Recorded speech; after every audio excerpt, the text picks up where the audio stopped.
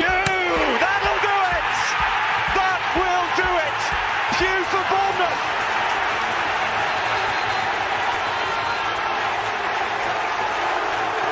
The roof of the Gold Sands is raised!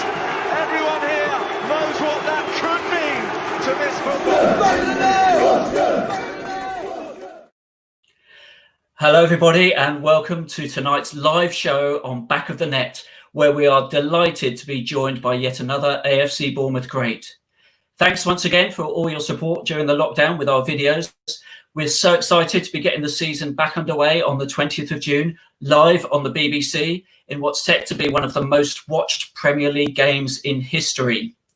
One person who'll definitely be watching that game is tonight's guest, who, despite his short time at the club, has always had a vested interest in what goes on at Dean Court. He played 54 times for us in the season after promotion back in 1988 and helped Bournemouth to their highest ever league finish at the time. Described by Willow as the best natural talent he has ever played with, he went on to have lengthy spells at Manchester City and West Ham before retiring over in America, where he now lives. He's been an artist, a poker player, and now is a seasoned podcaster. So we're pleased to be welcoming to the show Ian Bishop. Ian, how are you? Good, Jeff, and you? Very good, very good. Also with us is podcast regular Neil Dawson. Neil, how are you? I'm very good, very excited about tonight. Can't wait to get going. Excellent, yeah. Real trip down memory lane. So, Bish, if I can call you Bish. Obviously. What was it like when you first started playing? Because you were growing up and playing in Liverpool, football mad city. Was it easy to get spotted? Probably not. I mean, obviously it was for me, but probably not for the majority of people. All it was playing Saturday for your school, Sunday for your Sunday league team. And from maybe 6-7 years old, I was playing 2 years up with my older brother and obviously his mates. I was obviously always tiny compared to the people I was playing with, but it was just football every day. From as soon as you got home from school, well, to be honest, before you went to school, because I remember I used to dribble a ball to school, dribble a tennis ball to school, put it in my pocket, knowing that the teacher would take it away from us. And then at break time, playtime, whatever you want to call it, recess over here, we would play with the tennis ball in the schoolyard. Or if the teacher, we did get caught in the corridors before we did go out, they'd take it off us. We'd play with stones or cans or, and then the fence that surrounded the school kept the predators out or kept those criminals in. We used the bars as goals, the bars in the fences, and it was just football every day. And if the teacher did take your ball off you, you'd get it back at home time. You dribble it home and you go straight over to the field. And there might be 30, 40 kids coming and playing footy. So you very quickly knew how to keep the ball to yourself. Because if you didn't have it, you would never see it.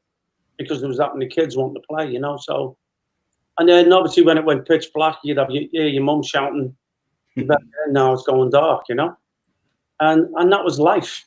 That was everyday normal life. So it was just more than your life, football. It was all you ever thought. You just wanted to get through school, get through the time, not necessarily learning anything or studying anything. It was like looking at the clock. How long have we got before you can go out for break, or we go out for lunch, or we get the third break and then home time? It was all about football. It's obviously Liverpool's renowned as being a football mad city. Who did you support growing up, and who were your childhood idols? I'm an Arsenal fan. Oh, really? Oh no! 6 years old, Wembley, 1971. I went against my whole family. It tells you what my character was like. At 6 years old, I went against my whole family and all my friends. And I remember doing laps when Charlie scored the winning goal in the 2-1.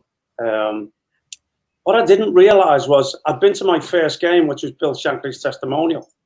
And I always believed I was around about 8 years old at the time. And then I realised recently when I did I did an interview with somebody, and I ended up telling them that was my first game. My brother was in the army, and he'd taken me and my older brother to the game. And at Anfield, at the Cop end, there was a boys' pen in the corner, which was like a jail. There was obviously metal bars, but you'd pay to get in the boys' pen, and then the bars would be bent.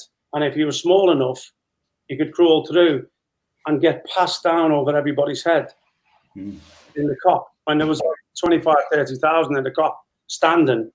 So my older brother would be waiting with his arms up, letting everybody know where to pass us down. And I've only just found out recently I was 4 years old. Blimey. It was April, so I was 5 in May. So here's me thinking I was 8 or something. My very first game, Bill Shankly's testimonial, I think it was 1970, I was still 4 years old. And that's what football meant to us. And we said in nappies, the first thing I did when I started walking was kicking things around. Were you always a midfielder, Bish? No, I was a little right winger at first. Through my obviously the younger years, and I only changed to be a midfielder when I went to Everton, really, with this on schoolboy forms. And it was a case of back in the day when I was a winger, I was quick then. I was quick for the kids around me and the people my age. Maybe it wasn't I was quick, it was just that I was, tricky with the ball maybe. And I never passed it. I remember playing Sunday League, and I started off on the right wing. I scored 3. And then my manager, because it was sort of an easy game, he brought me back into the middle of midfield, scored another 3. And he put me at right back, I scored another 3.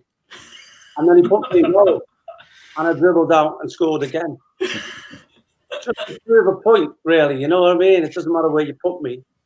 I'm capable of doing that. And we ended up winning 19-0, which, that's what happened Sunday League, It does. It does indeed. Obviously you then got picked up by Everton. So just chat to us a little bit about that. And also there must have been some players that went on to achieve great things in that Everton youth team, were there? Well, when I think back, we'd got to the Youth Cup final. I played sort of when I was 16, playing with the 17s and 18s. We had a strong team then, but didn't get as far. Steve McMahon's brother John was playing. I don't know if you remember a player, Kevin Richardson. Keith Tierney. And then the year after, we had a sort of strong team. Robbie Wakenshaw, he went on to play. He made his debut at Everton, played about 4 or 5 games, ended up coming to Carlisle on loan, and played with me at Carlisle. Ian Marshall played at Oldham and Ipswich. Johnny Morrissey was at Tranmere. So we had a strong enough youth squad. I know Mark Farrington, after we played Norwich in the final that year, we lost 3-2 at Carroll Road. There was 10,000 there. We had the second leg at Goodison. There was 15,000 there. And far as Mark Farrington, he'd scored 2 at Carroll Road, or 2 goals. He scored 2 in the 3 in the second leg and missed a penalty in extra time, which would have won it for us. And then we had the replay. It was a toss-up whether it was a Carroll Road or Goodison. Now, at that time, Everton first team was struggling. And we were cleaning boots, don't forget. We were cleaning boots for the first team players. The first team were only getting 11,000, 12,000. And yet in this Youth Cup final, us apprentices, we got 25,000 in the replay. Can you imagine us running around a training ground in between the games? And the first team players saying, "Where's my boots?" And we were like, go and get them yourself. Fantastic. What was it like? Because your opportunities in the first team were pretty limited. I mean, you played just once, didn't you? Was it tough because there was such a quality team at that period? Yeah, well, look, I'd signed 1 year pro, and I'd made my debut when I was 18 against Man United. It was 2 weeks before the Watford Cup final, so I know he was resting the likes of Peter Reid and Paul Blake. There was a strong reserve team there then. The likes of Andy King and Trevor Ross, Alan Ainscough, Alan Biley. When Howard first came, I think he bought everybody. He bought the world, and And I realised then that it's going to be difficult for me to break through. Funny enough, at 15 years old, when I got off an apprenticeship, I got off an apprenticeship at Liverpool as well. And when I looked at it then, I thought, I've got more chance of breaking through at Everton than I have at Liverpool. So I chose to go to Everton. And ironically, later on, another 3 years later, that same thing had happened to me. It was hard for me to break through. And if you remember, back in the mid-80s, they were the best team in Europe. Yeah. Sheedy, Reed, Bracewell, Richardson, Trevor Stephen. It was going to be tough for me. I didn't want to sit around. I was 19 years old, playing reserve team football, which was fine. And I had done that for 3 years by then. But I didn't want to sit around. And then Howard brings me into the office and tells me, Bob Stokoe wants to know if you want to go to Carlisle. Carlisle was in the second division at the time. And he said, look, you've got 9 months of your second year left. He said, you don't have to go. He said, but come the summer, 9 months later, I don't know what position you're going to be in. He didn't say get out. He didn't say I want to sell you. He wasn't going to make money on me. It wasn't going to be fortunes. And he said, Bob Stokoe's been on the phone. He'd been watching you in the reserves. He wants to sign you. And Bob Stokoe, living legend back then. You know, the 72 Cup final, it was still in Leeds. I thought, you know what?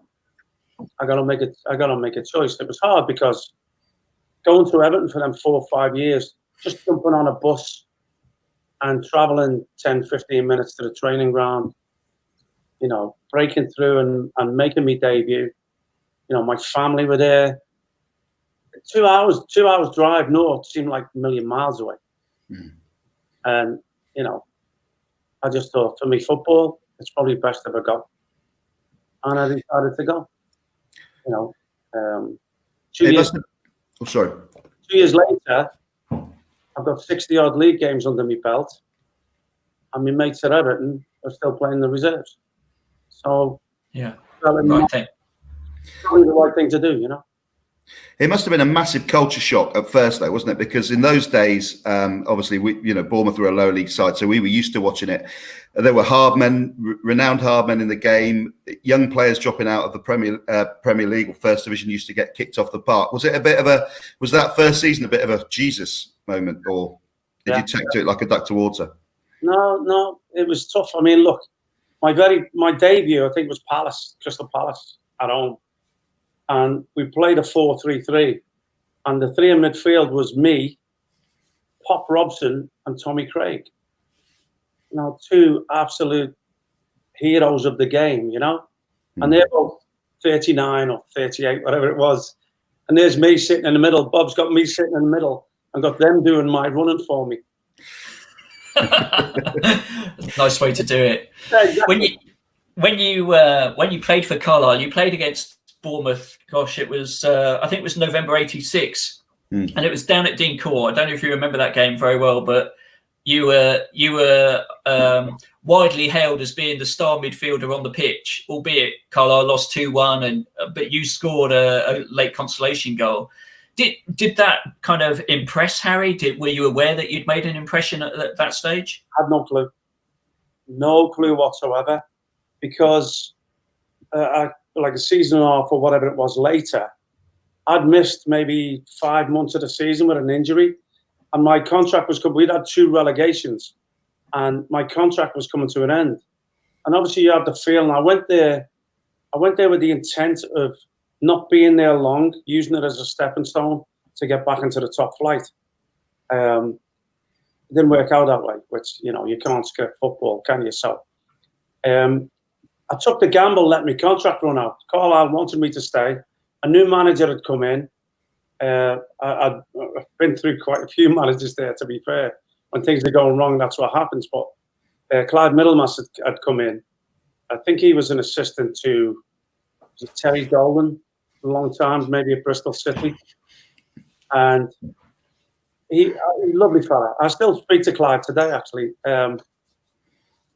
Not that Harry ever wanted me to, but that's another story. So Clive had sat me down and said, look, we want to offer you this. And the money wasn't great. I mean, obviously it wasn't great then anyway, but I said, no, you know what? I knew about the tribunal system. I'm going to take a chance. But I shouldn't have come back from injury. I shouldn't have played that season. But because I was letting my contract come to an end, I figured I had an ankle problem. None of the specialists could figure it out. I just couldn't get rid of this pain. I just thought, so that I've got to go through it. I've got to play the last 6 or 7 games or whatever to put myself in a shop window. So I played the last 6 or 7 games. And look, when you're losing, because we've been relegated from the 2nd to the 3rd and then directly from the 3rd to the 4th, even in that 4th division season, we ended up finishing 2nd to bottom. So when you're losing, you don't really think people are looking at you. You believe in yourself and think, I'm better than this. But in reality, I was a 4th division footballer. That's who I was, you know. I didn't kid myself. But I just thought, I've got to play these last games with my contract coming to an end. I've got the offer from Carlisle, which is great, thanks. But I feel I'm better than that. So I'm going to take that chance. And as soon as I played the last 6 games, strapped the ankle up, got through with a bit of pain, thinking I'll have the summer, maybe 6 weeks to rest there, and I'll be good as new in the new season. And then I get a phone call from Harry. I didn't know about Harry. I didn't know about Bournemouth. I'm up there in Siberia. It was Siberia. It was cold. It was like 6 inches of water. The golf course behind the stadium used to flood, and people would be out in the canoes and that, you know. Or when it snowed, the hills of the golf course, we made some plastic skis and went skiing. Like, we could have broke our legs or whatever, you know. But we made the most of what it was. Football wasn't working, so. And then, Harry called up and he went, "Well, do you want to come down and have a chat?" I went, "Okay." And I swear to you, while I was on the phone, I didn't know what division Bournemouth were in. That's total honesty. Had you figured out how long a car trip it was going to be? I didn't have a clue where it was. You know, you're so isolated. I've grown up in Liverpool. Moving to Carlisle was like going to the end of the world. It was actually closer than Bournemouth to Liverpool. So it was like, you know, and it was only one road, M6, point it north, and you'll end up in Carlisle. Or you'll miss it and end up in Scotland. Or get the green and get married. So we had one question, which was, did Harry lock you in a room as he did with some others until you signed? He did. He locked me in the nicest room in the Highcliffe Hotel. And he couldn't stop telling me this is where Margaret Thatcher stayed, as if that was going to impress me. Well, the only thing that came into mind was, didn't that hotel she stayed in Brighton get bombed? Yeah, it did, yeah. You know? Yeah. Maybe it was a threat. What he said, and to be fair, look, meeting Harry and Brian Tyler, it was like meeting 2 of the lads. It wasn't like the manager and the general manager or the managing director, whatever Brian was. It was just like meeting 2 of them. They were 2. They still hadn't got football out of their system, or football as we see it, with the dressing room banter and all that. You know, it was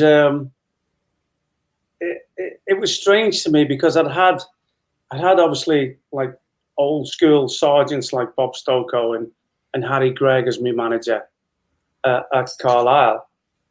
And then Clive was a little bit old school as well, but lovely with it. And I've got these 2 white boys, you know. And it was a little bit,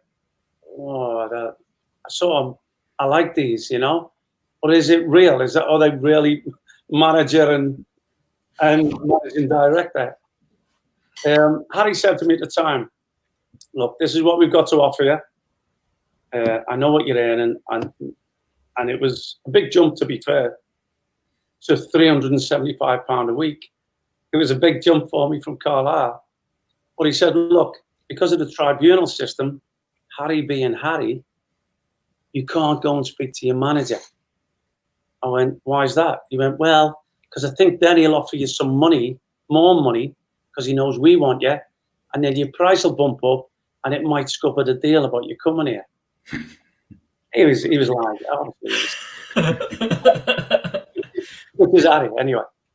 Which is why we love him. But I couldn't do that. There he is, look. That's the face I remember, yeah. That one. The smiling one. I've seen it angry where the smile turns as well. Believe me. So you eventually signed for what, £35,000, which was a lot of money in those days. That's what was said, yeah. And look, I think Everton I felt for Carlisle, to be fair, because I think at the time they wanted 200 grand, or that's what was said. They've obviously overvalued me at the tribunal. Harry has undervalued me at the tribunal. I think Harry offered 10 grand, and Carlisle wanted 200. So the tribunal was taking into account probably that the fact that we've been 2 years in relegation, and I'd only played I don't know, maybe a handful of games that season, but I was injured. So maybe that was what was taken into account. Well, Harry's always going to get a deal no matter what. If it had been 34,500, I wouldn't have put it past him, you know. So, and then you can actually move on to what I was sold for. I've had all sorts of different numbers, and who knows what went on with the money. It was, but once I sat with him, and I was in the office, I think I remember Newson Willow walking in, two great lads, and I'm looking at them going, oh, he looks a bit of a tit. Not Willow was too big. But Willow was obviously a Scouser as well, so I thought, I like him. And the other fellow looks a bit of a tit. I hope he sees this, because every time I've seen news when I go to London anyway. But I thought, I don't know if I'm going to like him, you know. Willow, great. Him, he looks a bit full of himself, you know. Elvis hairstyle. They just got back from America, I think, from holiday. And they came straight to the ground, which epitomised what the club was about. They haven't come home and gone home. They've come home and come to the club, you know, which tells you a lot. And I thought, I don't like it here. I think I'm going to like it here. Plus, there was a beach and there was topless girls and stuff. And we stood up in the quarter deck. It all helps. It all helps. I didn't play anything. No. I remember Carlisle phoning me after the sign. They're going, pre-season training, what are you doing? I went, I'm sitting on the beach. With my shirt off, looking at topless women, drinking a pint. What are you doing? I'm going to paint the garage, but it's pissing down again. I think I made the right move. It's a tough life. Did you? It seemed from the terraces like the step up seemed very, very easy for you, because I mean, right from the off, the pre-season friendlies, the first games, you settled in really, really well. What did you make of the squad, and how easy was it to get playing? It was as it looked, to be honest with you. I mean, I've always believed in my own ability anyway, you know, and even the struggles in third and fourth division, losing games, getting relegated with Carlisle, I still felt I tried to play football. I never got away from. Maybe that's why we got relegated, to be fair. Maybe we were trying to play football when we should have just been fighting. But I couldn't do it any other way. I have been who I am and how I am. And if I fit for you, then that's fine. Maybe I didn't fit for Carlisle in the third and fourth division, which is not me being arrogant. It's because like I said, I'd come to the realization I was a fourth division footballer. Me coming in and now training with the squad, I won't do an injustice to the squad at Carlisle, because we still had some good players. But when you're on that slippery slope, it's hard for you to get through the negativity and you see the crowds dwindling, and you can't buy a win. You know, I played with really good players at Carlisle, and I would never put them down. But I came, and it was as much Harry. I think there was he'd put a belief in players that maybe weren't outstanding players, but when your manager gives you that confidence, we knocked the ball about for fun, you know. It was, and I do remember the pre-season games, and I think that it was easy. When I've moved before, I've moved sort of mid-season, so you're coming into league games, and it's a little bit. It takes you 5 or 6 games for anybody to settle into a new team, a new system. But maybe because of the pre-season, there wasn't even that many. To be fair, I know Willow and Mozzie sort of shied away from the facts of the story in Portugal. Oh yeah. Oh yeah. Well, do you imagine Willow on your podcast, topless? In Lisbon, he was bottomless. Yeah. There's a scary thought. It was only a week after me signing and meeting with the boys and that. We had a pre-season trip, so I think it might have been less than a week. Maybe I'm doing myself an injustice. We were out in Lisbon, and we were obviously in the city centre, and we were bladdered. And Harry had sort of not really given us a curfew, but sort of hinted at one, which isn't a good thing. Even if you give us one, we're not going to listen to you anyway. So Willow had this Aaron jumper, right? And I don't know whether he'd made it himself or his mum had made it. He did have a lot of time on his hands, so it was too short for him. And he's come out in his jeans and this Aaron jumper, and we just couldn't have ribbon him all day, whatever. And then after a few scoops, me, Noose, Closey, Louis, and Kookie, little Kookie. Don't get me wrong, Kookie wasn't instrumental because he was like one of them little. He'd hide around the back until it was all done. Mate, look at them! Look at them! Mini me, look at them! I hadn't seen them two for 30 years. 30 years. It's I don't even know what they're doing. What are they doing? At least his jumper fits. They said I was the weird looking one. I was wearing a hat.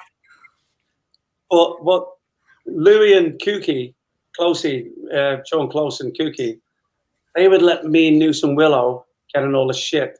They'd always be there, but never get in trouble. They were that type, you know?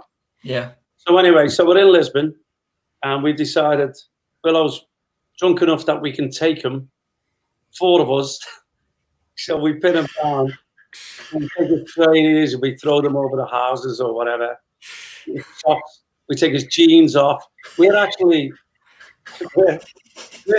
on his jeans. So we got a leg each, and me and Noose are standing on the jeans, and they're pulling us along the street, and we're surfing on his jeans. So we took his undies off and threaded them. They weren't big anyway. Willow's undies were never big. He was spiritual. I'm not even going to go any further with that. That's quite far enough. That's quite far enough. Just have a picture of yourself. Oh boy, yeah. Back to the football. What did Harry want from you in the midfield? What did he want you to bring? We just strip Willow in Lisbon and make him make his own way home. We went to the hotel, literally about half a mile, and we watched him stroking against the walls because he had no pants, no undies on. He tried to pull his jumper down, and it just long enough. Well, it probably covered him, but it wasn't long enough for a regular man. Oh God! He's been along to the hotel. We're in the town centre. It's not like you're at a beach resort. You can go along the rock. Make yourself a stairs on the way home. So he's gone to the hotel, right? So we're just laughing, walking on. We're walking back. We get literally a block away from the hotel, and we hear this massive bang. It's like a bomb's gone off, you know. So we're like, shit, what's that? And as we come round the corner of the hotel, it's raining clothes. We're on the 5th floor.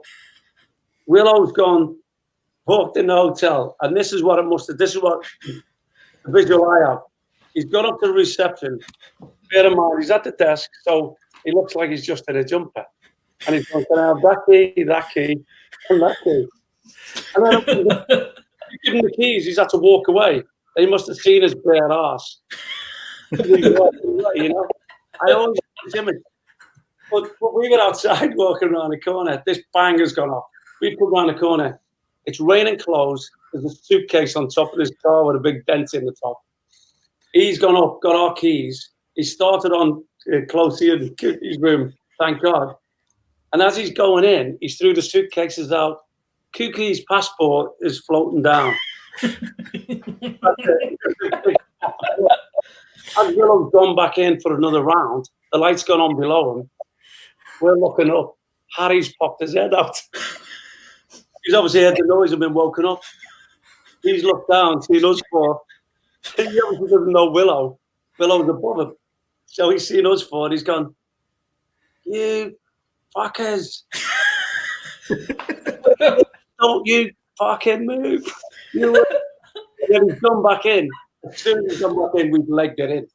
So he must be coming down the stairs. We're going up in the lift. Or vice versa. So anyway, we've got in the room and looked out the window and he's downstairs picking all the clothes up and stuff with Kooky and Closey because it's all their gear. Willow didn't make it to mine and Noosa's room. I'm not sure they do pre-seasons like this anymore. Oh, they should do. It would make things better. So anyway, he pulled us in the morning. He's come up in the room. We want to see his first thing in the morning. Okay. I've only been at the club for like 6 days or whatever. So he's got us in one by one. And I've gone in, he's gone, "You?" He said, "I don't fucking believe you. You've only been here 6 days." I went, "Hey, I'm just trying to fit in."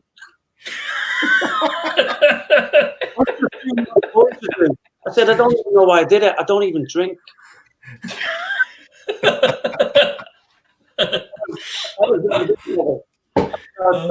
And whatever happened after was because of that.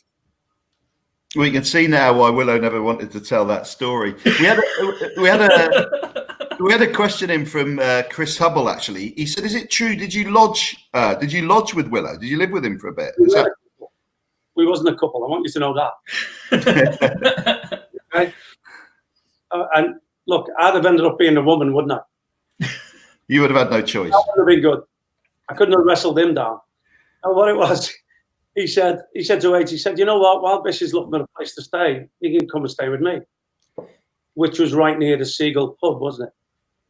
So I often thought he should have like a zip line from his apartment, just crossing the road and going straight into the pub.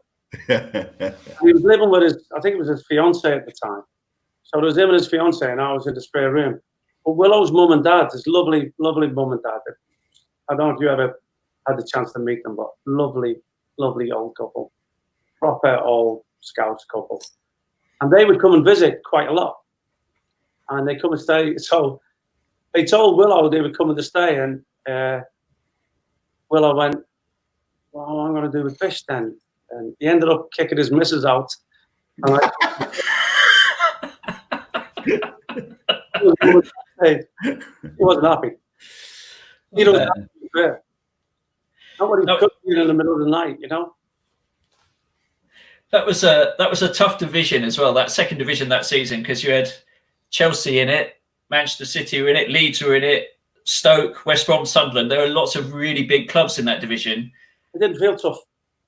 Did it not? I wondered what it was like. It didn't feel tough. There was no fear. It was. We went out and played football, and you know, Man City were in it as well, wasn't he? Sheffield Wednesday. You know, Leeds. I don't know if you mentioned Leeds, but you know, there was some big teams and some big teams that we beat. We didn't fear nobody. It wasn't a case of we're a small club, they're a big club. You know, it was obviously tough when you went away, but at Dean Court, it was, you know, as results sort of showed, you know. I only ever remember really Man City doing a job on us, and I think we only lost that 1-0. Because I remember Neil McNabb, obviously it resonated with me afterwards when I went and signed there that Man City were a big club and they were going on to good things. I don't remember ever fearing anybody. No, not at all. Well, your debut was away at Sunderland, Voker Park, back in the day, which was a 1-1 draw. Do you remember much about that? Not really. It was, look, to go anywhere, when you travel from Bournemouth, it was 7-8 hours on a bus, and I think you sort of lose sight of, you know, how tough it's going to be, or, you know, Sunderland obviously with a big reputation. As you say, the pre-season games, did we beat QPR pre-season? We may have been in the top flight at the time. I think we did. I think we had a good pre-season. Yeah, we had a good pre-season. We beat some big teams, so there wasn't a fear. There wasn't. It was. I mean, I'm good at pointing, aren't I? Keep it away from me. And I think Granit Xhaka is possibly the worst player I've ever seen in my life. Passes it backwards and points for the other person to do it forward. I wasn't doing that then. I wasn't doing it. It was all too fast. All happened too quick. Didn't last long enough for me. I did enjoy it, but I was enjoying myself while I enjoyed it, if you know what I mean. Yeah. So it flew by. And, you leave clubs for certain reasons or certain circumstances. And it upset me. I know I was supposedly going on to bigger and better things, but it upset me. I didn't feel like, I felt like I just got to know everybody. I thought we could have done bigger things and better things, but in a football sense, I couldn't say no. I had to move on, And it was a very special season, that season. I think it's difficult for younger fans because of the 7 seasons we've just had. But I mean, that season was the best season Bournemouth have had until 7 years ago. And obviously you were at the centre of an awful lot of the things that happened in it because you made the whole team tick. One of the things, your first goal was against Ipswich. Do you remember that well? Because you weren't, although your performances were fantastic, you weren't a huge goal scorer, were you? No. I always felt like, look, I've been the type of midfield player that I was a thinker. Look, so if you're playing in midfield with somebody who likes to get forward, then you've got to assess what's happening when you're attacking and feel we can't both go. So I've always felt like I've been the one to look around me and be the holder, if you know what I mean. So going back and being the type of player I was, I like to start things off. I like to be on the ball for as much as I could. So whether it was getting it from the back, lads, and starting things off, it was very difficult as well. I mean, look, in today's game, I could probably get things at the back and still have time to get forward because of the amount of passes that is played today. But back then, it was a little bit, not direct as long ball, but it was a bit more direct in the fact that I wanted to hit people. I wanted to play forward passes. I wanted to play through balls. And if it wasn't a through ball, it was clipping something up to big Trevor Aylar, who you knew was going to cushion it. And now we were attacking from 40 yards further forward. So yeah. I couldn't literally go and get it off the back, lads, clip a ball into big Trev and be there to be amongst the goals, And it's a negativity about my game. I always wanted to feed somebody else instead of hitting shots myself or getting into the box myself, I always wanted to be the one to start it again. And, if it got cleared out, I'd be there and then I'd play it wide again. And, Yuki or Desi or whoever it was at the time. Luther was brilliant for me. Luther was, look, when you're in a team like that, I think we had a great balance more than anything because Mozzie and Newt, as you know, still like to get forward. We're still too good passers of the ball. Willow, Kevin Bond, or Whitty, or whoever it was at the time. Teely came in a little bit late. And I know Willow said it because I sat with him that Friday. He said I used to get him out the ship. But look, as a midfield player who wants to play, you need your defenders to want to get that ball off the keeper. So Jerry at the time, Jerry Payton, who liked to kick the ball, it's now making sure that he gave it to the fullbacks or gave it to Willow and Kev so I could get it. So it's not only, it's me getting at them to get it off him. And when they did, that's all I ever wanted from them.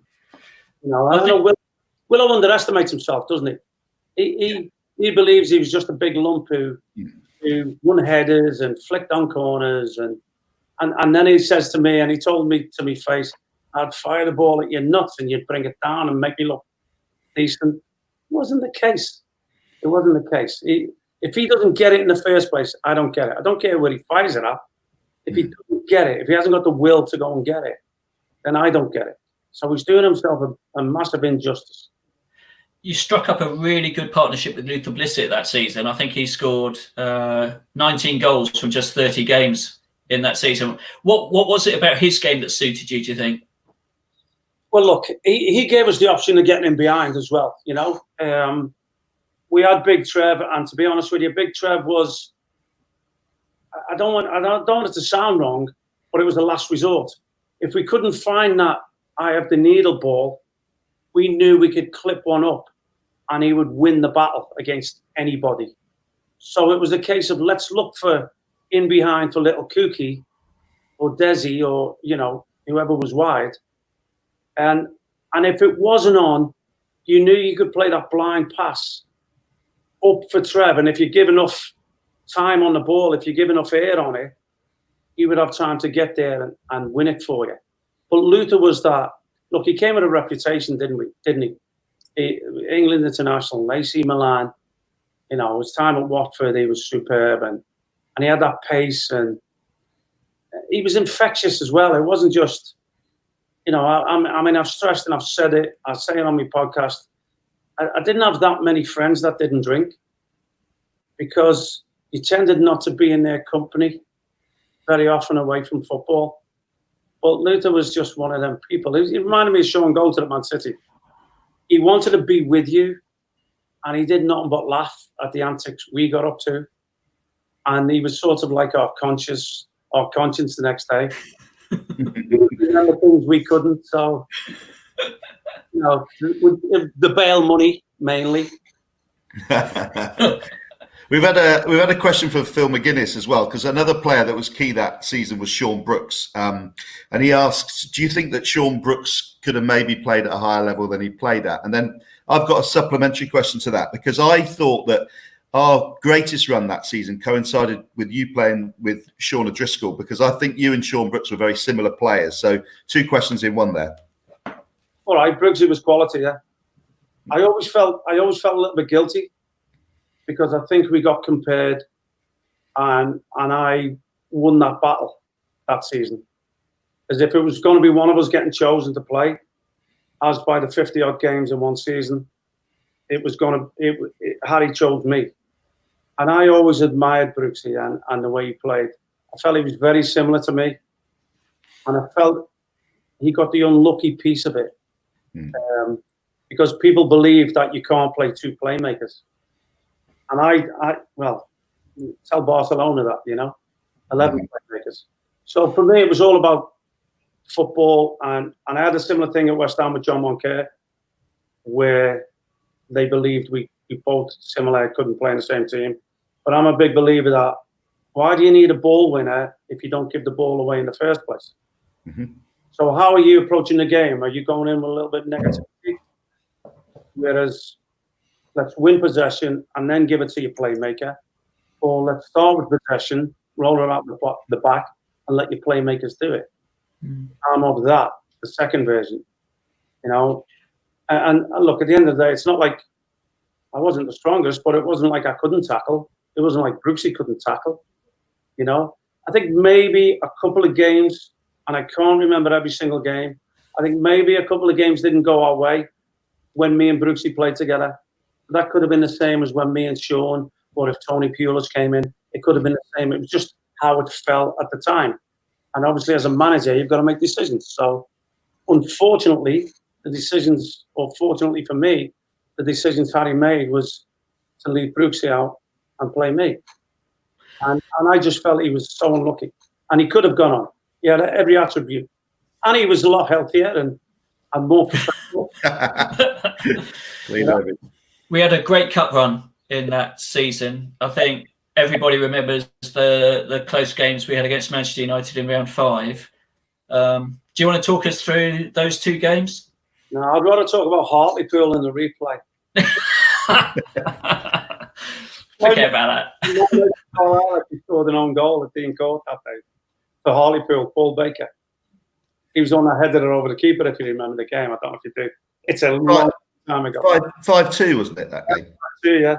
Yeah, I remember it.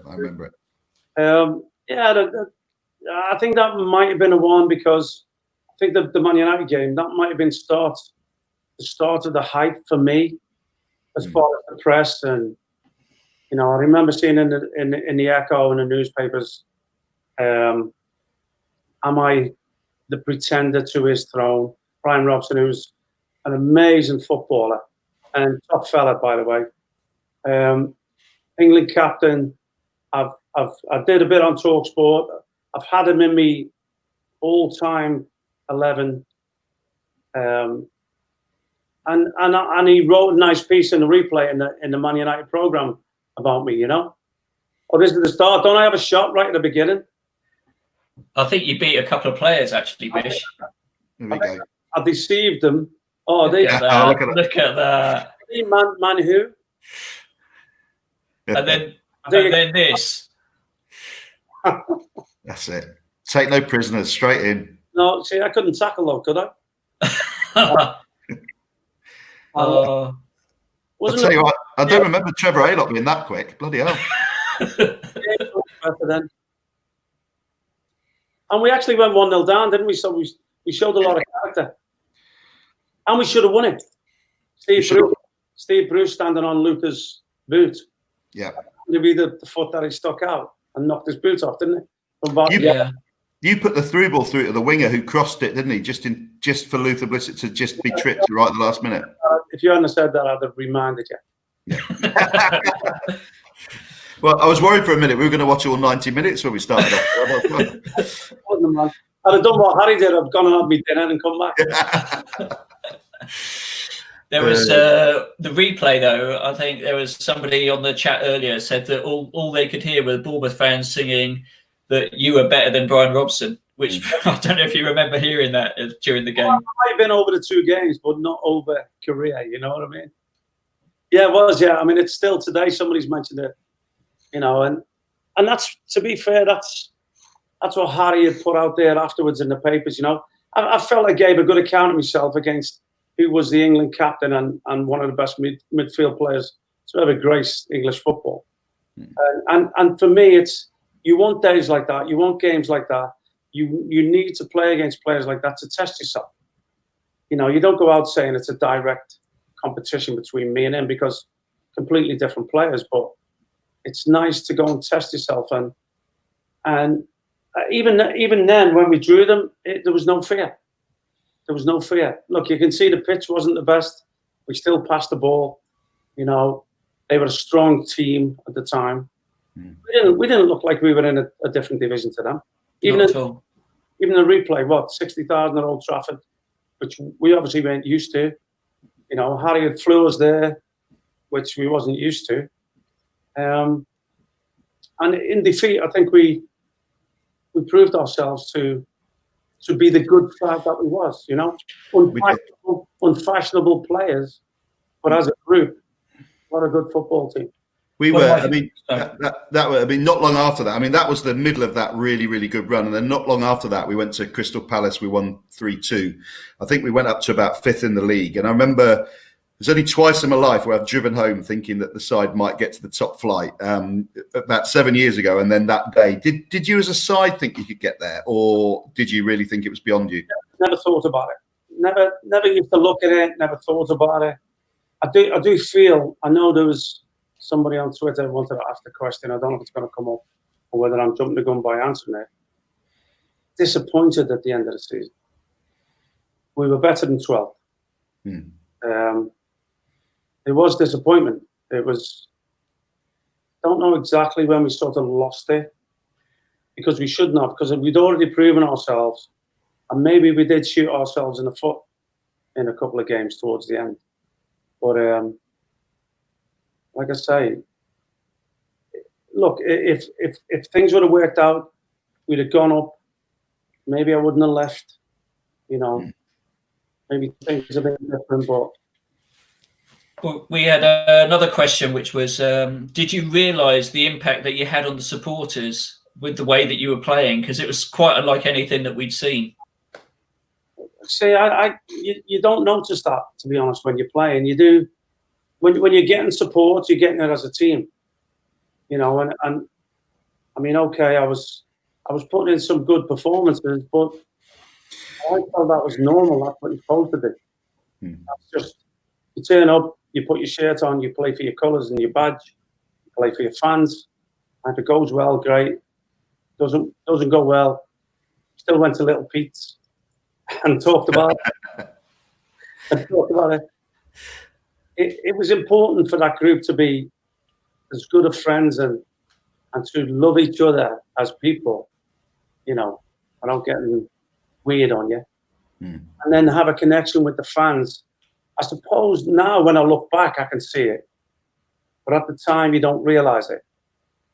I didn't realise I was going to leave, so you don't know. I mean, up until, look, the last game at Main Road, second to last game of the season, I didn't know I was going. I'd heard speculation. I'd heard talk about Arsenal, Liverpool, whatever. I had nothing about Man City. And then we go to Main Road and people ask, is that the game that made them buy you? I'd like to think they don't buy you on one game. But if I go back and think,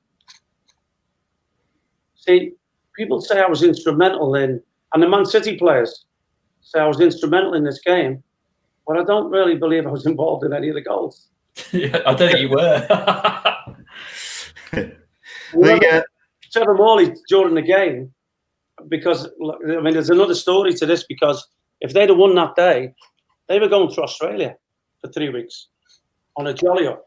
And they would have played the reserves at Bradford in the last game of the season.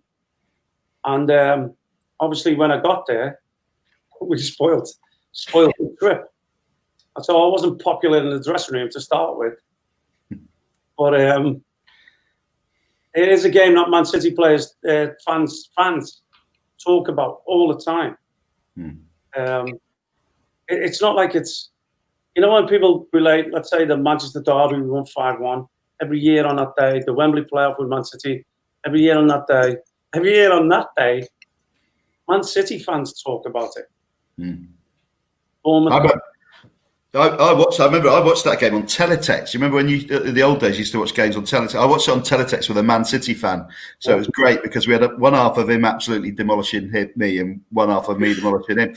The question I was thinking, obviously you didn't put many foot wrong that season. Did you ever get a bollocking off Harry? Was there anything that used to irritate you about him? Because we can't think of anything, but I bet there must have been one. Well, I'll tell you one day when me and the two were on this, we decided that things were going okay. Obviously we'd formed a friendship. I was living with Willow, sort of getting in between him and Noose a little bit, and we decided that, because we weren't allowed out on a Thursday, right? So Wednesday was your cut-off. So we made sure we went out Monday, Tuesday, Wednesday. Wednesday was going to be the cut-off. And then we've sort of tried to tweak the rules a little bit.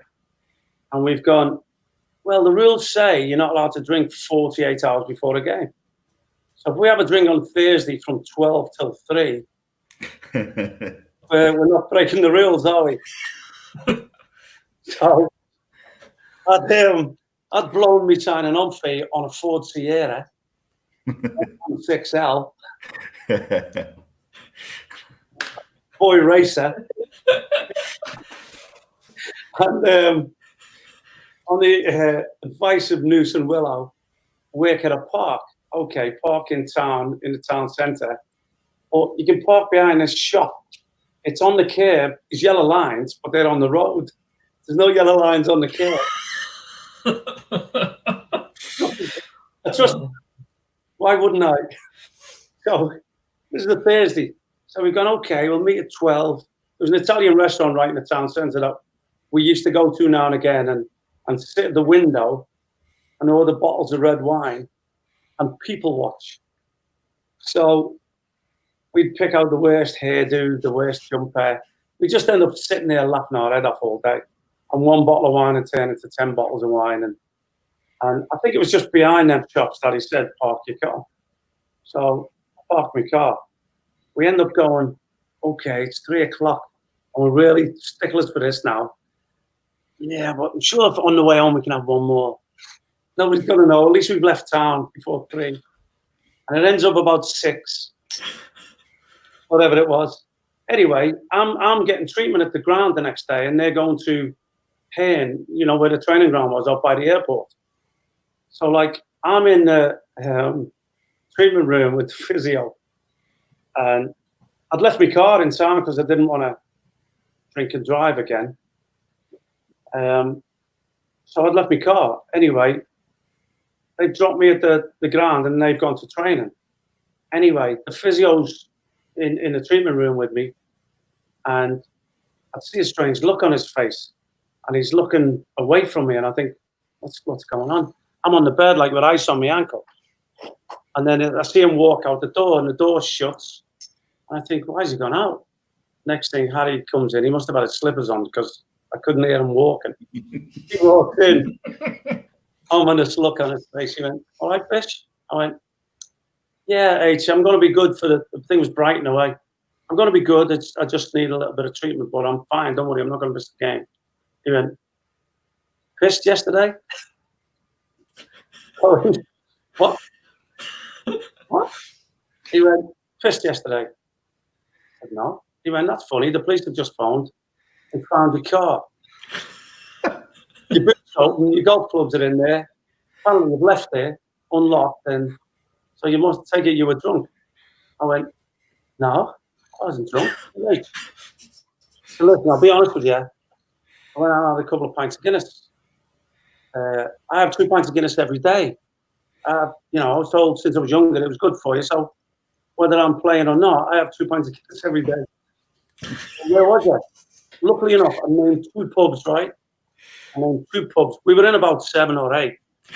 But I named 2 pubs. I didn't know that he was going to go and quiz Willow and Noose. So he goes, you got to go and get your car. I went, all right, I'll just wait. I've got 5 minutes of the ice and I'll go and get my car. And I'm thinking, shit, how do I get to Willow and Noose? There wasn't mobile phones back then already. So Harry's son, Mark, was floating about the ground. I said, Mark, will you take me to get my car? He went, yeah. I said, where's your dad? He went, he's in the office. I went, better go now then. He was obviously on our side. And so we're in the car. He's going, what's happened? I said, we got out yesterday having a few beers. I left my car in town. Your dad's collared us. And I've lied to him, as usual. So I went, can you take me to get my car? I thought, I'll get my car. I'll drive back to the ground. And if Harry's car's still there, I'll go straight to the training ground. I'll fill Noose and Willow in on the story where we were, Not that he knew I was with Noose and Willow, but it was obvious. And they thought I snitched on him, but I didn't. It was just obvious. So I get to the ground, this car's gone. I'm like, oh, shit, what do I do? To try and race him, or I don't know. Just go back to Willow. So I was sitting waiting for Willow to come home like a naughty child waiting for my dad, He walks in and Noose follows him, and Noose's face was beetroot. And he'd gone, you arsehole. He did snitching on us. Snitch on you. I said, what happened? He went, luckily enough, Harry pulled us aside and went, don't lie to me. You don't have to. I know exactly where you were. You were in this pub and this pub. I was like, oh, God, for that. We thought he got away with it. But he was going to leave us, the 3 of us, out for the game. And I can't remember who was coming in. But one of them was injured. So we couldn't leave 2 of us out and not the other one. And he ended up playing us all at Brighton away. And thank God for Sean Brooks. He scored a worldie top corner for us to win 2-1. And then it was forgotten. Until the next time. So the move to Man City, you said it came as a bit of a surprise. How did it all come about and come about so quickly after that 3-3 draw? Well, the whisper I heard was Arsenal offered 500, Liverpool offered 500, and City offered 750. I obviously found this out later. Whether it's true or not, I don't know. But I did speak to Kenny Dalglish years and years later. And I did bump into George Graham in a restaurant in London. He sent me a nice bottle of champagne over, to be honest with you. What a fella.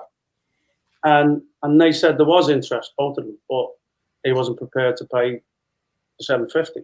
So, I mean, I see it even now. The fee changes, and I see 475 and all this, but initially the talk was 750, and I don't know, agents and what have you, where the money went. it was a little bit rife back then. So, but that was none of our business. It was just a case of my agent, who was Harry's agent at the time, said, "Look, this is where you should be going." And I sat outside the court and I cried. I cried in the car. I must admit, as a 24, 25-year-old man, I cried in the car.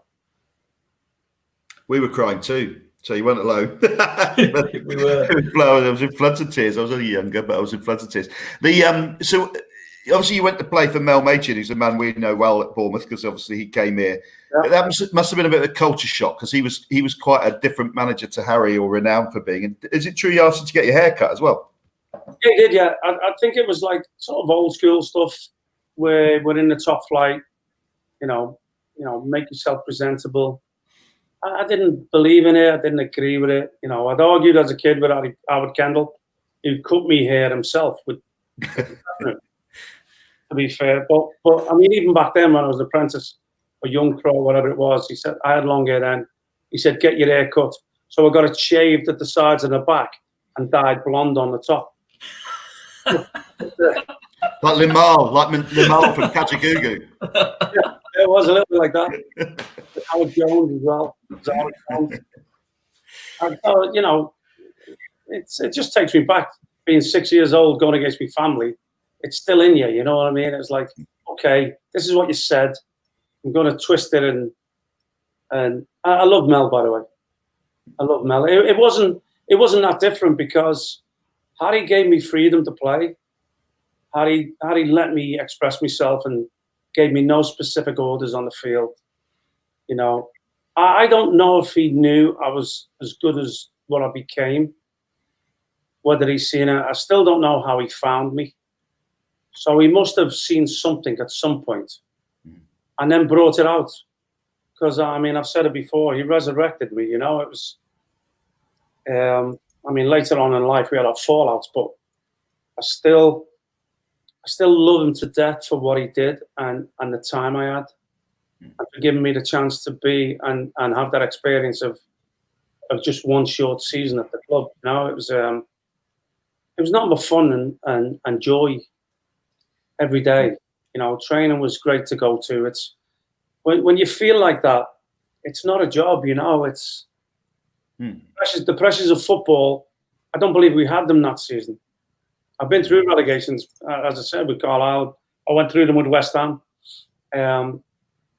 But to have that group of people, not just footballers, people, because it wasn't just the players, it was the staff and the people who worked at the club. I don't believe football's like that anymore.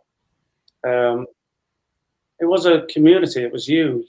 You wasn't going to work. It was you were going and seeing your friends and your family. It was, and you put the work in. You know, you can only assess how much fun you can have away from the field if things are happening right on the field. You know, relegation time, you wasn't out partying all the time. It got serious for you. But Mel was, look, for the fact that somebody wants you is a good start and a good sign. Mel became human to me, because your managers weren't always human to you. They were your boss, you know. Somebody you had to stand up and salute, or, you know, or fear, like it was with Howard Kendall. If I'd seen Howard walking down a corridor, I would dive in the laundry room and hide in the frigging tumble dryer or something, you know, with the fear. Well, what have I done? I've done wrong. Is he going to take the piss out of me? And I can't answer, you know. Harry wasn't like that. Harry was like one of the lads. And Mel, to be fair, I was sort of living in Liverpool, but I was staying in a hotel in Manchester, what Mel had put me in. And he said, look, I want you to be there at least 3 days a week, obviously before a game and all that. And he was best friends with the owner.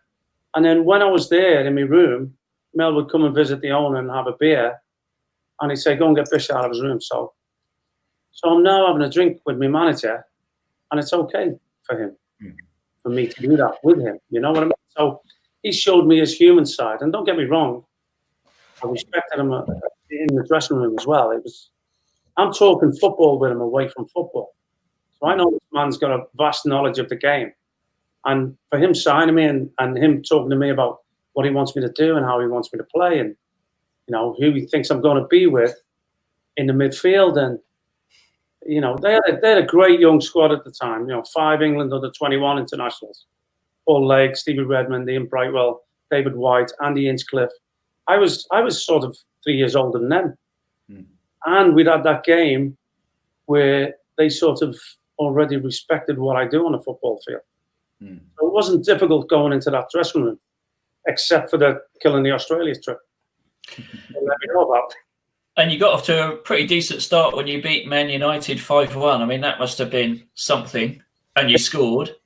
But then it kind of went a bit pear-shaped for Mel. You must have been devastated when Howard Kendall gets the job.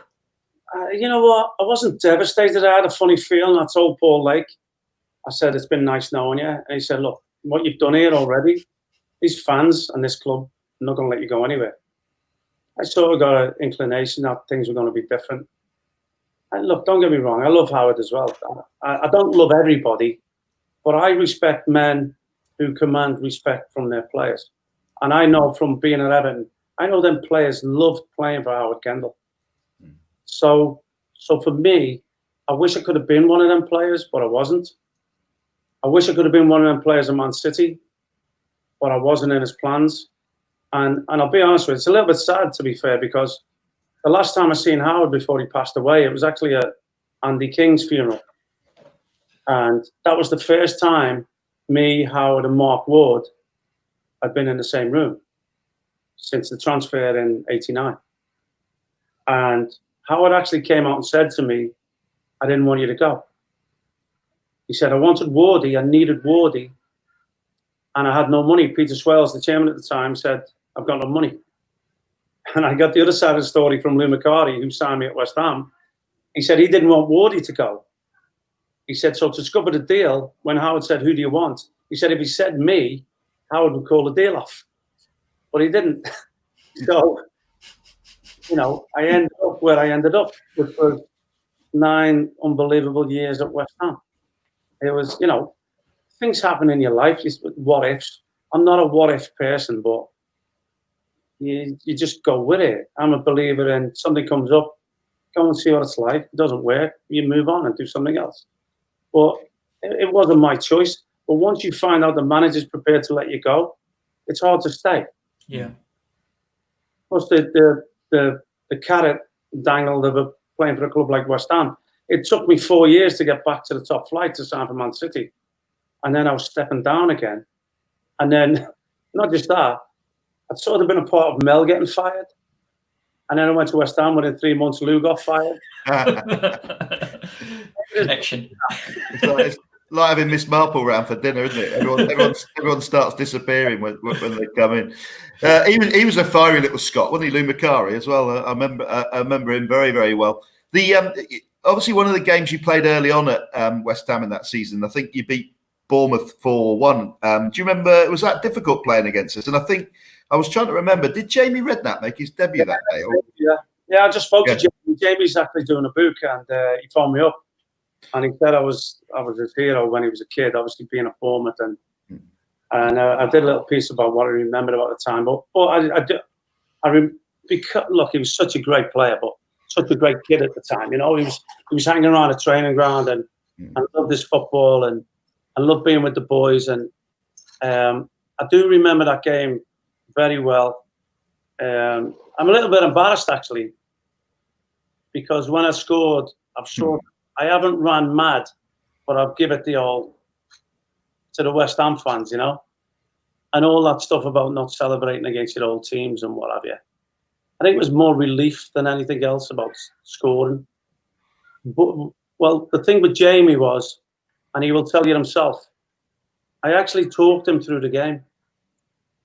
I was speaking through the whole time, you know, trying to help him. And I was letting him know when I was going to make a run. I was letting him know when he should go and get the ball, and I wouldn't go with him.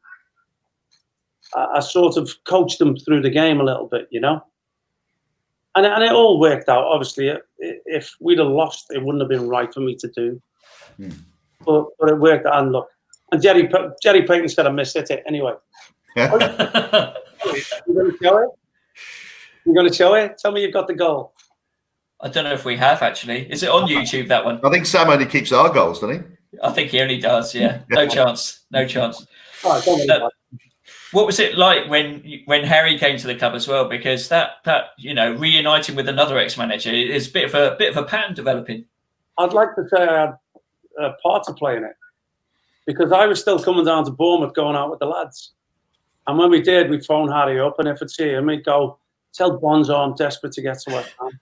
Tell Bonzo I want to get to West Ham. So on a Monday morning, like Bill did every Monday, he'd go, good weekend, was it?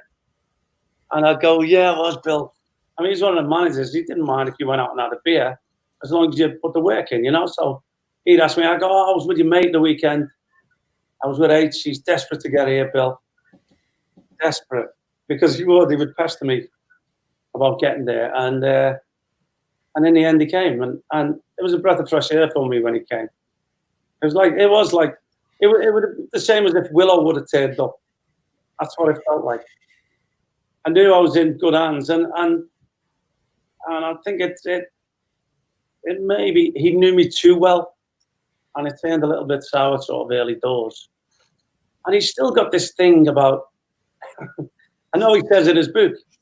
He says he turned up at West Ham, and I was 32 pounds overweight. That's another human being. That's another human being. 32 pounds. 32 pounds overweight. Willow isn't even that now. 32 pounds. I didn't get it. So we had a little bit of a fall out. And he killed me.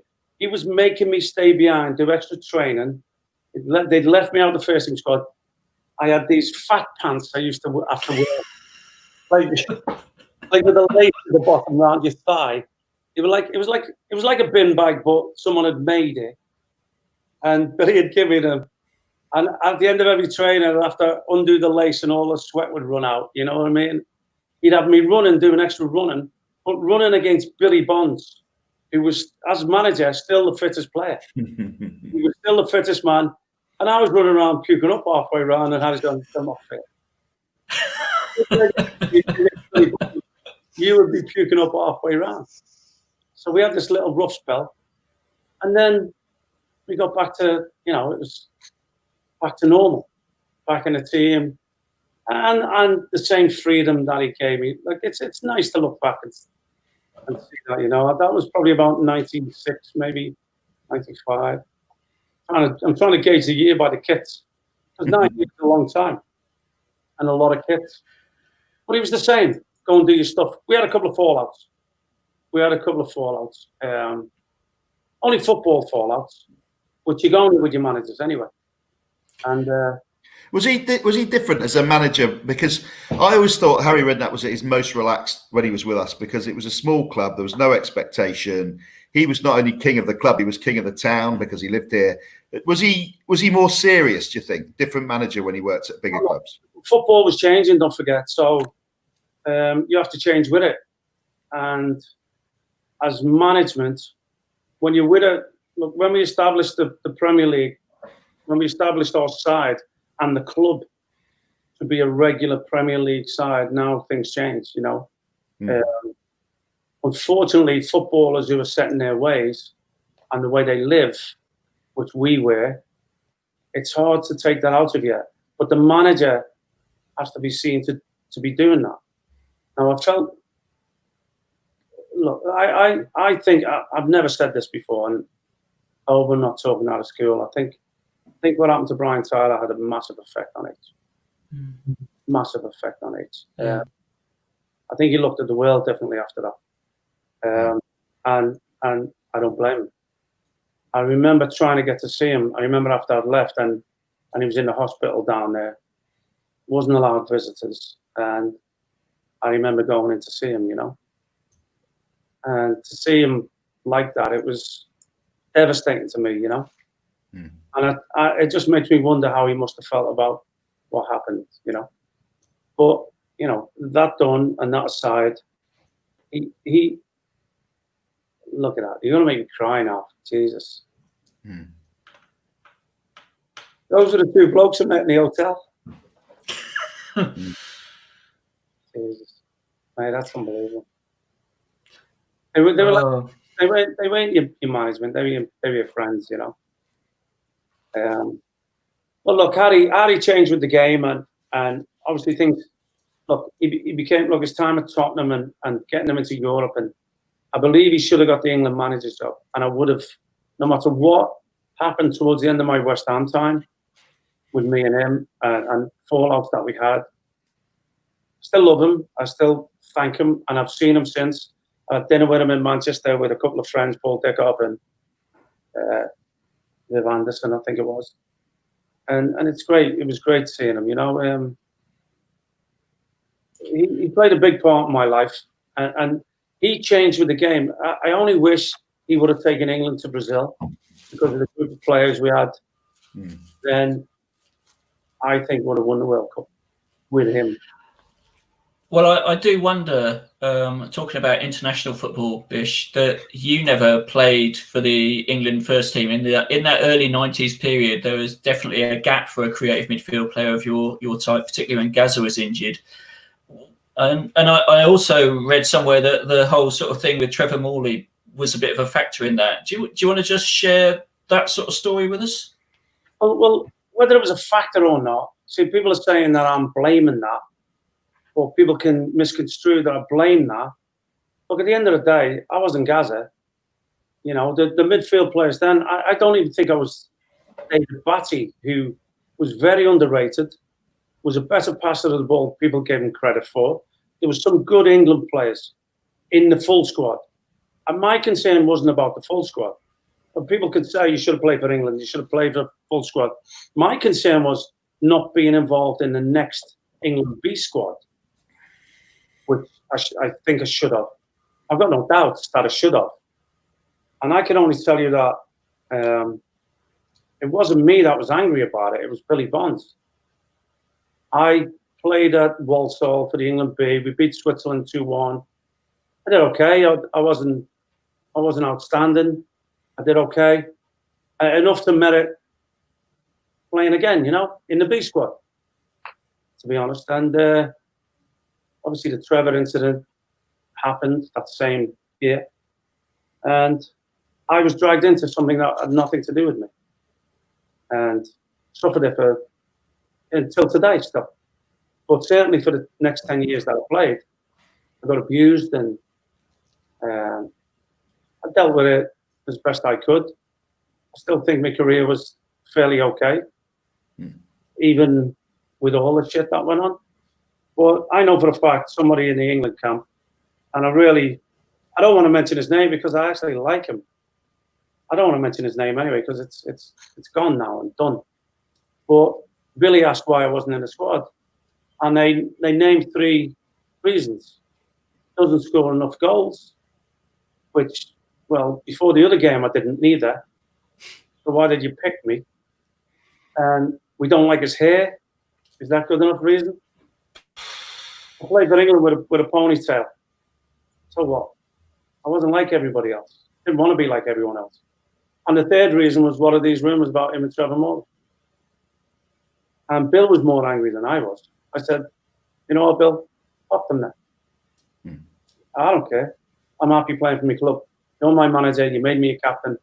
I'm happy here. I don't care about all that. If that's the way they think, that's their issue. So that was what it was. It wasn't I felt it stopped me playing for the first team. I couldn't have got to the full squad without proving myself in the B squad. And I didn't get the opportunity to prove myself in the B squad because I only had one game. A game that we won, and then I did okay. So that's how it was for me. And look, at the end of the day, when I look back, my hero, Charlie George, that's not why I didn't do it, but he refused to play for England after playing for the England B because he felt he should have been in the full squad. And that's just coincidence, really. I didn't choose not to. It just happened that way for me because of that. And I'm thinking, if you're so narrow-minded, so be it. But it was a tough time. It was hard to stomach. And I watched other players get caps for the full squad, and I knew I was better than. And if things were different, look, I got hard done by. But really hard done by when I had the life I had. I'm not going to cry about it. You know? I had a great time. Still am. Good. And I to you today about something and a guilt thing for me. Look, I was coming back for the Palace game. I was actually down in Bournemouth, seeing Willow and little Cookie, and had a great time. And I was looking forward to coming and seeing the fans and saying thank you. You know what I mean? And it wasn't to be, but after all these years and one season to still be thought of, I don't have any trophies in the cabinet. No winners' medals, but to be looked upon, especially with the majority of clubs that I played for, the 4 or 5 teams, whatever, and to be able to go back and be wanted to come back and to be, not say idolised, but never have left anywhere on bad terms. I think you can't ask for no more, I think the biggest testament you can say to that is there's been a lot during COVID of people doing their best ever Bournemouth teams, etc., on social media, and you feature in all of those teams in the centre of midfield, normally alongside Harry Arter, and it's fascinating to me because there can't be many players in any club around the world that only played one season that feature in so many greatest ever teams. Really unusual, I think, to be able to achieve that in one season. I think it's testament to you, but testament to how important that season was to us as well. So yeah, how can it be though? Because with the club being where it is today, and apart from this season really, which hopefully will still go well, now not a new Premier League club, now an established Premier League club. And the players that have been in there, the players that are in there, to be selected before that, it means there's a lot of old fans. Far too many. Far too many. What was it like joining up with Joe Royle again at Manchester City? Did you feel you had unfinished business back in the Northwest? Yeah, that was the thing. Look, for me, it was about football. It was about playing. And I was 32 years old. I'd had 9 years there, and they'd offered me. Harry had sort of reluctantly offered me another year, which I didn't think it was his business to offer me, to tell you the truth, because I think I'd earned it and deserved it, and I still thought I was good enough to be in that team. It wasn't like he was doing me a favour, but it sounded that way a little bit. And I knew why he was apprehensive, I'll tell you the truth. And he'll probably tell you that himself. You told me you had him on, was it last week or the week before? Yeah, a few weeks ago, yeah. I don't know if you talked about me in any way or he talked about me or what was said, because I haven't listened. I didn't want to because I thought it maybe biased what I said. But I know he rated me as a footballer. I know he liked me as a human being until he said I'm a bit of an arse when I'm drunk. What is the point of getting drunk if you don't change? You know what I mean? What's the point of staying the same when you're drunk? Which I think he would have approved of. I remember he said to me, why don't you just drink a glass of wine like the foreigners? And I said, well, I'm from a council estate, Harry. We didn't there wasn't a lot of wine. For me that year, I think he was more concerned that because this was him changing. This was him changing as a manager. The beginning of the foreigners come in more or less started with West Ham and Harry. I think anyway in the mid-90s. And he was the football was changing. He was changing as a manager, which you should. But I still loved him and loved playing for him. He had other things on his mind. He didn't like the way I was living my life, which was no different to how I'd always lived my life. But I didn't change with the game. I thought my football spoke for me. I wasn't in the newspapers. I wasn't, on the front pages every week. It's just that he knew on a Thursday when he knew Wednesday was the last day to go with a beer, he'd be waiting for me by the door. No, and I'd been out. It's Wednesday, I'm allowed. And he wouldn't have to speak to me because I'd just walk in, he'd look at me and I'd go, yes, I was. I'd go in, get changed. Play me if you want to play me. Don't play me if you don't want to play me. But if you don't play me, you're cutting your nose off to spite your face. Because I've still got it, And it come to that point and that time, that year in 98, West Ham was changing. We'd established the club.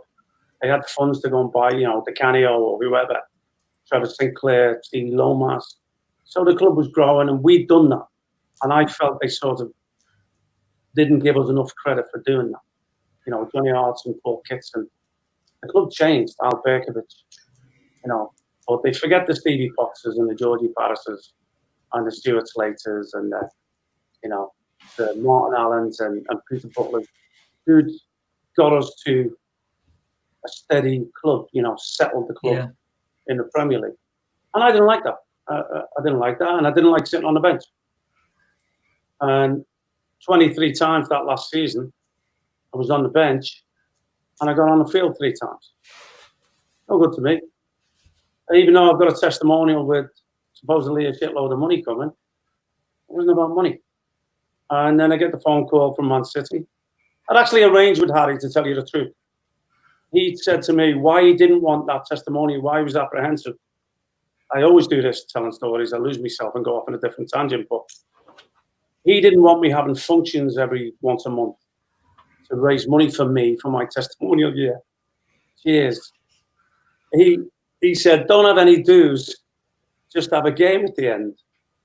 Now that's like saying, give me 250 grand tax free. I know he wouldn't give me that, would he? If I said to him, give me 250 grand tax free, he wouldn't have done that. So that's more or less what I was giving up. But I understood where he was coming from. He just thought the lads were going to be drunk all year. We were anyway. So I just said to him, I said, look, if you don't want all the hassle, rather than me take the year, if I can find a club, you give me a free transfer. It will help me to leave. I'll be out of your hair. You won't have to have the boys being drunk all year, which they probably still would without me. But that's not the point. And he said, yeah, okay, if that's what you want. I think that was his way of, okay, this is the way of him getting what he wants with no functions, the boys all. Because the boys would have all supported me, I know that. I know I was okay in the dressing room. I know I had no enemies in the dressing room. And I could mix with the lads who didn't drink, not very often, but I would chat to them. And I could mix with the lads who did, the lads in between, you know, it was versatile. I could play anywhere in the dressing room. You drink anywhere in the dressing room. I suppose that would have enabled you to get a signing on fee as well, which would have compensated, wouldn't it, for the loss of some of that cash? I didn't get the money I would have got from the testimony. Right. I didn't get that, but it was going back to Man City. It was like I say, unfinished business, and that's the quote I said. I'm going because I've got unfinished. The sad thing was I didn't get a chance to say goodbye again to the West Ham fans. I didn't know Chelsea when I played, and I think I had both the goals. We won 2-1. I didn't know that was my last game. I got the phone call in between, and I went and spoke to Joe, and I just talked to him straight away. And it wasn't financial. They were going down to the 3rd tier of English football, but it was Man City, and I wouldn't have left West Ham for any other club. He was a Scouser as well, wasn't he, Joe? Yeah. Was he a Scouser? Yeah. Yeah, of course. When I moved back, going back to them, the ridiculous rumours, when I moved back, I couldn't live near Manchester with protection of my children. So I ended up living in Southport, which is an hour and 15 minutes away. That's the drive I had every day to training for 3.5 years. And Joe was living 15 minutes from me, so it was handy because he liked to pint on the team bus on the way home. So I would drop him off and give him a lift. And I know he also brought me back to bring the dressing room together. It wasn't just about football. Yeah. 50-odd pros there. And it was like Midnight Express, you know, where the drug trafficker in Turkey is it. And they're all walking around the circle and he's walking around the other way. That's what he brought me in for, to walk around the other way. So, good one. In that division, you came up against Bournemouth again, and I remember a very memorable game, a 0-0 draw, probably the most memorable 0-0 draw that I've ever seen, where City had 2 players sent off, and one of the players was sent off for aggressively walking towards the referee. Do you remember that game? Kevin Ola. Yeah. Aggressively walking, never heard it before. Do you imagine he'd still get it wrong, wouldn't he? Yeah, it was a strange one, wasn't it? It was really weird. Mental game. He still talks about that today, Kev. I think that's what made him famous. Aggressively walking. How did he do that? I got sent off playing for Carlisle after the game had finished. I said to the ref, he said, what number are you? I said 10. That's a straight one and a circle.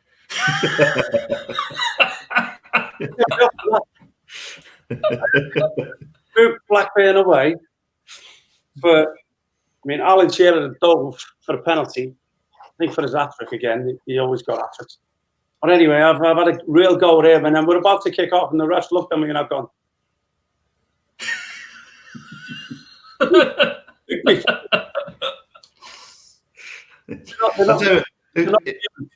If he could get sent off aggressively walking towards a referee, Roy Keane would only have made about 8 appearances, wouldn't he, in his whole life? So obviously then your career took a different turn altogether over towards the United States. How did that move come about? And after we got out of prison with that picture.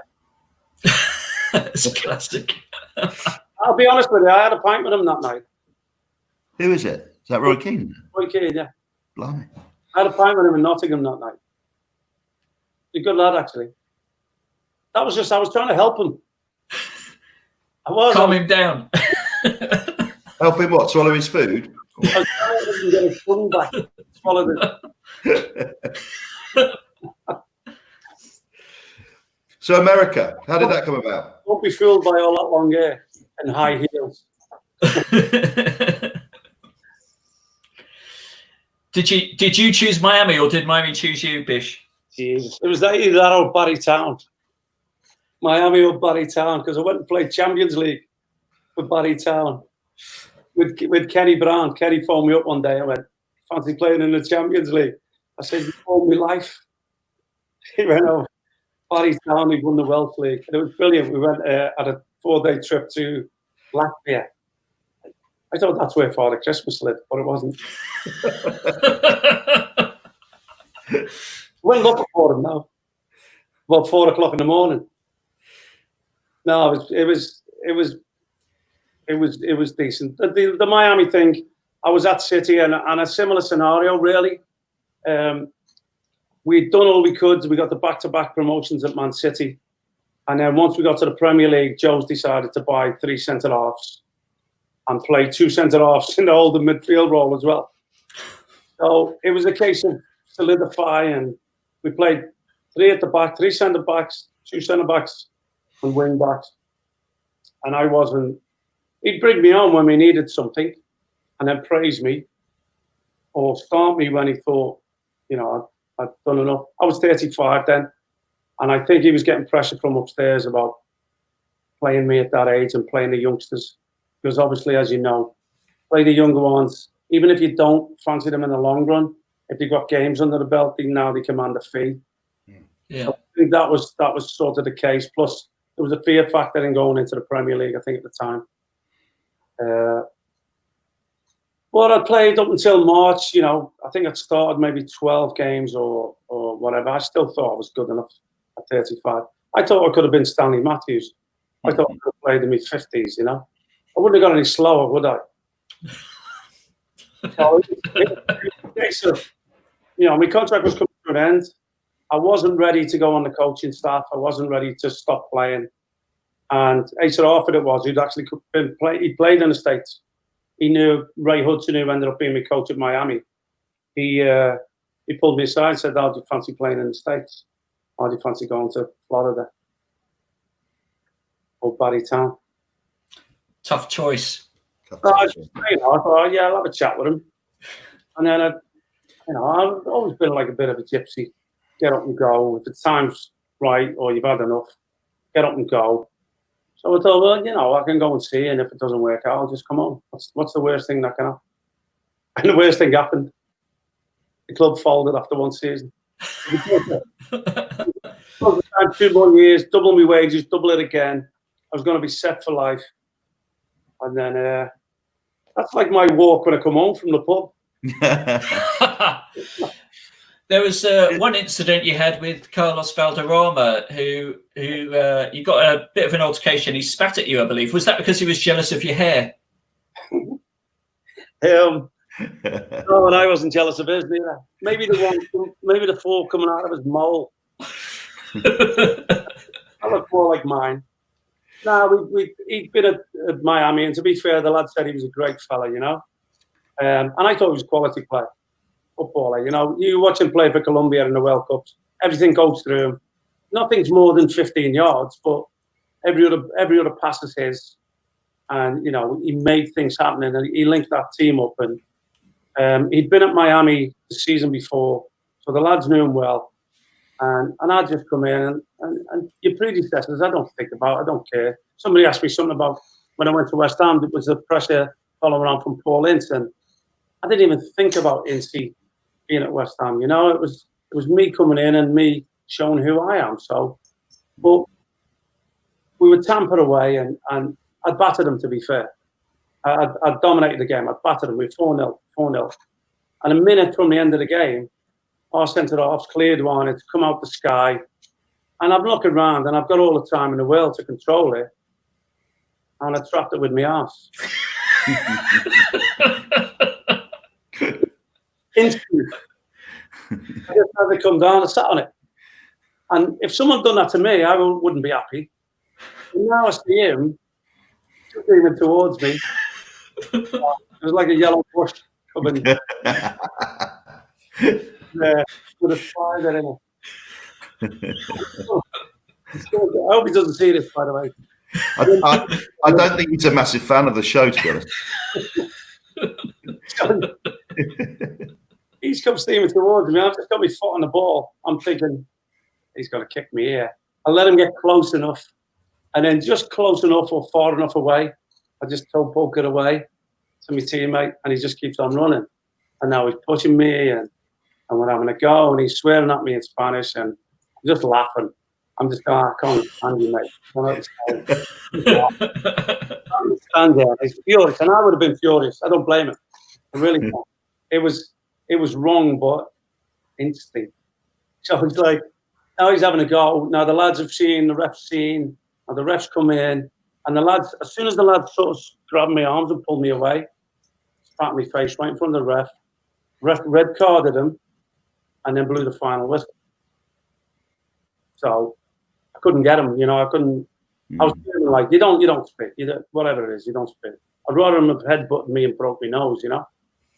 But like after the game, I'm fuming. I want to go and get him now. So I said to a couple of my mates, I went, I'm going in. He come with me. And one of them went, Bish, he's Colombian and lives in Miami. I went, you have it. Yeah, there's better fish to fry than that, isn't there? Still here today. You ended up playing at New Orleans Shell Shockers. Was that a name that you came up with after a few drinks? I don't even know how you know about that, to be fair, because it was only supposed to be like 3 months, 4 months, just to sort me visa out to come back and live here, because after Miami folded, so I've got, this is where we're at. I got Mel Mason sacked, Lou Riccardi sacked, came to Miami, got the club folded. Limbo. Buy a pub, right, in Southport, which when Howard Kendall come in to see me to have a drink, I asked him, had he come to sell me to another pub? He sat me down and told me that he'd had death threats and that, you know, from the Man City fans. So the thing with me and Howard wasn't all nasty. But the New Orleans thing was, after a year, probably the best year of my life, owning the pub.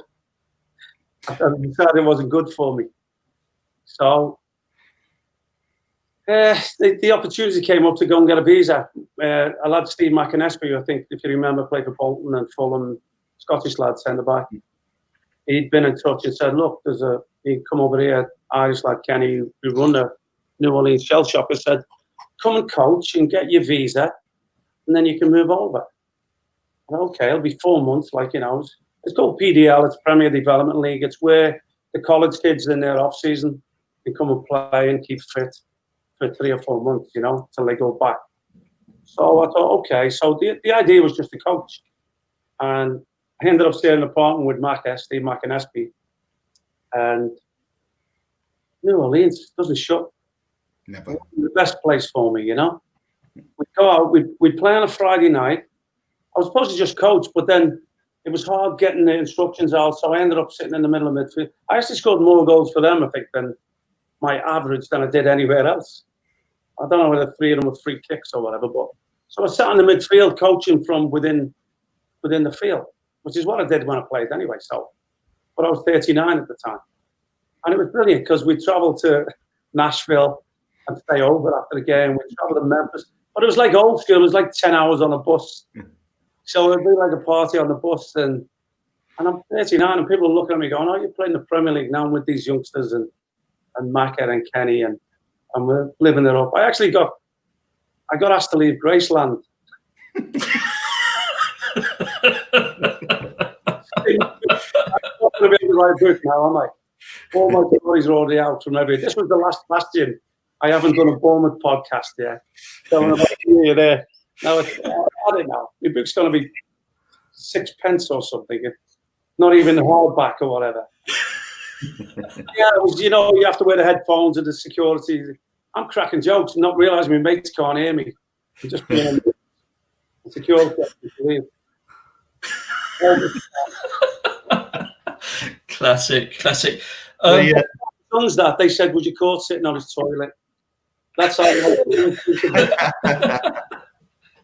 It's like a country and western fan dream going to all them towns, Nashville, Memphis. You must love America though, because you could come back, and you must love it there. Yeah, have you seen it now? Well, yeah. I love living on the golf course. I don't know if you can see behind me. I love where I am. I've been here 15 years now. I'm in a lovely place. I didn't realise till the lockdown happened how much I hate people. I went outside and I didn't want to be outside anymore. Yeah. Would you say you earned more money as a poker player than you have as a footballer? Nah. Look, I had one good year where I was going to kick on as a profession, and then they banned the online poker here. So I think that was 06, 07 or something. I had a good year. I went to the World Series. I qualified online, won the 15 grand package. I had to win 10 consecutive steps or tables, and I did that. Even then, I don't count myself as lucky. Even then, when I won it, I was in the house on my own, so I had no one to celebrate with. And there was nobody there. So I waited 4 months. I waited 4 months to go and play in Vegas, right? I'd won the 15 grand package, which was a 10 grand buy-in, $1,000 or £1,000 spend. They give me a suitcase full of party poker gear, 12 nights in the MGM Grand. And I couldn't wait. It was like you choose day 1A, B, C, or D. So day 1A was the Friday or the Saturday. B's the Sunday, C's the Monday, D's the Tuesday. So day 2 would be Wednesday. And it is massive and massive money, but you've got to fight your way through. I think that year there might have been 8,500 players. I mean, it sounds a hell of a lot, but you just concentrate on the table till people are getting knocked out when you obviously don't notice. But I waited 4 months after qualifying, and I lasted 40 minutes. I was just saying, if Sam shows that picture again, is that your favourite T-shirt, Ian? Because it looks like it might be. Oh, I see that one. You've been caught there, mate.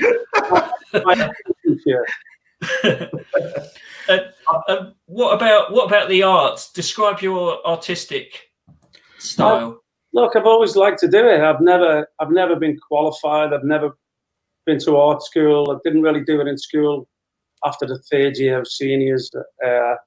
I've done some pictures over the years for friends. I did one for Noose, actually. If you'd ever have him on, he might still have it. I don't know. I just a pencil drawing for him. For about, I think I charged him 5 pints or something.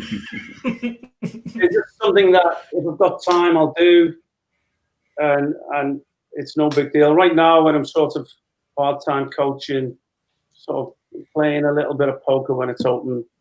Do I want to go back to school, get good enough to maybe sell some paintings?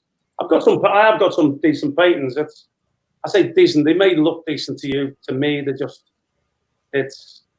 I have to stop looking at them because I never think they're ever finished. Actually, I got rid of them. I gave one as a gift to my friend's wife She told me she liked the Florida sunset, so I did a picture of the Florida sunset, and I must have changed it about 50 times, and every time I looked at it, I changed it again. So I ended up giving it so I could stop looking at it, sort of thing, you know. But I've got a couple in the house now that they're not bad. Can they be bought anywhere, Ian? Yeah, not anywhere. I'd have to do it. I never even thought of selling them. But a friend of a friend who's been in, has seen some of it, has just commissioned me to do something. So I'm now going to put some together and decide, okay, he's commissioned me. He's offered me, the two pictures there. That one there is one of the Beatles. The Union Jack one is the Beatles. And the other one is Winston Churchill on the beach. I don't know how close you can get to that or see it or make it out, but it's actually a famous picture of the Beatles that I put my own spin on and put the Union Jack in there. And then the other one is Winston Churchill sort of in the moonlight, giving a victory sign over the English Channel sort of thing, you know? Yeah. Nice. That's brilliant. You've led such a fascinating life, Ian. You clearly got a low boredom threshold, I think, haven't you? Because you like to crack on and do new things, which is fantastic. I mean, it's what life's all about. We're only here for one reason, aren't we? Where do you think you'll be in 10 years? What do you think you'll be up to? Well, I might be home, actually. I'm here. I wouldn't mind coming back and doing something to do related with football. I can't see myself ever going and getting my licenses and being a coach, although I think I may have missed out. You know, I speak to West Ham fans, and obviously City fans aren't going to complain not having Pep, but I think there might have been an opportunity if I'd have gone and got my licenses. Well, I mean, I have my reasons not to do it. Back then, I didn't like the fact that my mates were trampling over each other to get jobs. I think my friendship was worth more than that. I wasn't excited about going and having somebody who knew less than me about football teaching me football. Maybe I was a bit arrogant, but it wasn't an arrogance from me. Maybe it seems that way. I just didn't want to. Even now, look, I think I could come in and coach in the Premier League.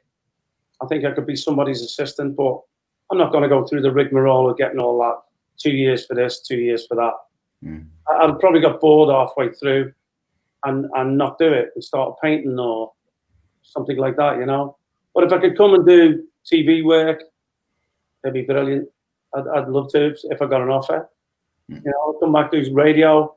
Go and watch games. What more do you want? Go and watch games. Talk about them. It's why we set up the podcast. I said to my sons, look, I watch games with you. They live up in Orlando, which is 3 hours away. Well, go up there and we watch the footy and we debate about it all, about everything. Why don't we I was tired of shouting at the telly and trying to write me point on Twitter, and I didn't get enough characters, you know what I mean? I couldn't get me point across. And I never liked that text where you abbreviate everything. Did me head in. So, you know what? Let's have a couple of beers and a bit of fun. And, we call it 5 pints in because that's exactly what it is. I want to loosen people's tongues. I'm not scared to say what I feel. If you believe it's true, then just say it. It upsets people. You don't go out to upset people. That's it. That's me 5 pints with all my teams. The badges in there. I don't even notice in the glasses. Yeah, see it. Yeah. Design that. And we called it that because, look, they remember, I always said to them, I wish I could wake up feeling like I'd had 5 pints. That's happy, you know what I mean? You lose your inhibitions and everything's funny. Everything's happy. It's what happens after that where it goes pear-shaped. I see the cockatoo still likes you because it's giving you wolf whistles in the background there. Somebody asked me, was I working on a building site? And he hates big guts. I can't show you now. You won't see. He bit me lip. I needed 5 stitches. The cockatoo? Yeah, sliced my lip off. I was sitting off the stage. And I went to feed him, and he came down to bite it, and he bit me lip instead. I swear, I can't show you the picture.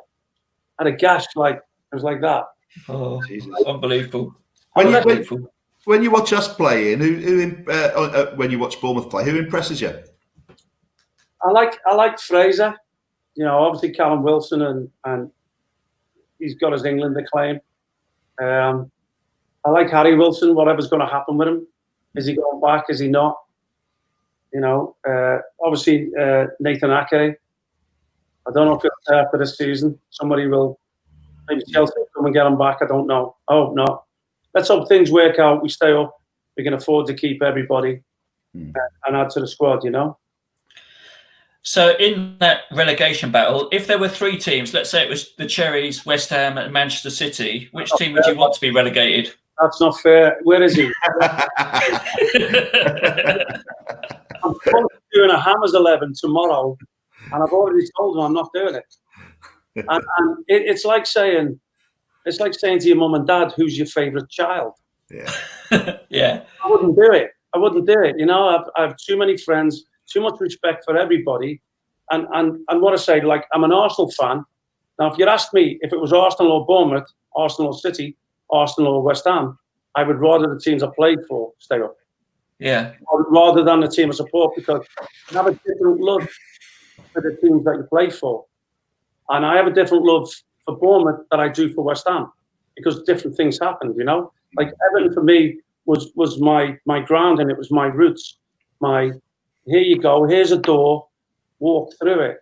You know, Carlisle was sort of made me a man sort of thing in the world of football.